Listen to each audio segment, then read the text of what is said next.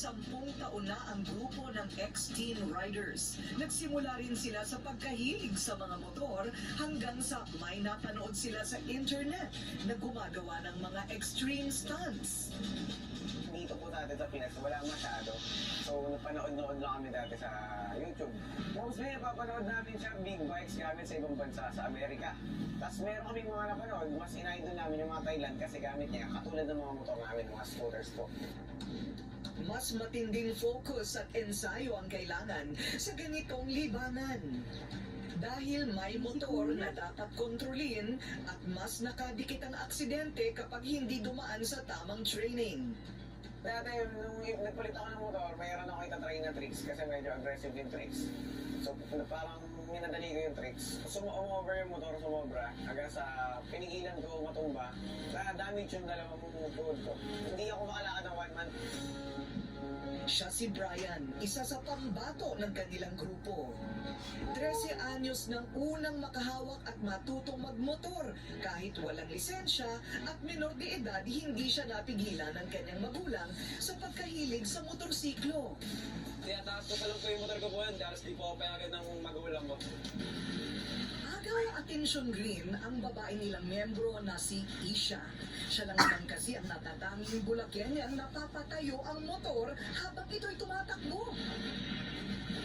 One of the boys po ako lagi. Tapos nakikita ko po sila na nag-wheelie. Tapos tinry ko po. Gusto rin po nila ako matuto kasi alam po nila na gustong-gusto ko po. Ipinakita sa atin ng X-Team Riders ang kanilang mga pamatay na galawan. Ang pinaka-basic, ang wheelie. Ito ang master na ni Isha.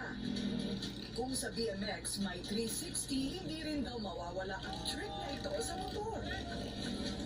Babagsak daw ang inyong mga puso pag nakita nyo ang one-hand circle wheelie. Ito naman ang pinaka-paboritong trick ni Rap, ang endo. Papatayuin ang motor gamit ang front wheel. Ang isa namang ito mukhang napagod. Pero sinama pa ang motor sa pagpapahinga habang nakadekwatro. Ito raw ang trick na Indiano. At syempre, ipinakita nila ang kanilang winning move sa mga group competitions, ang double motorcycle bunny hop.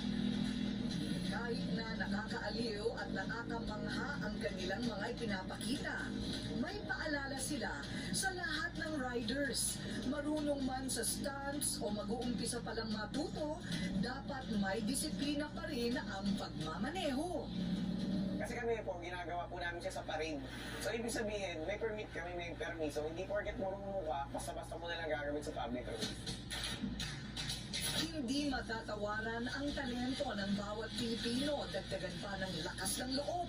Mula sa pagiging simpleng libanan, pwedeng pag-aralan at pagkakitaan.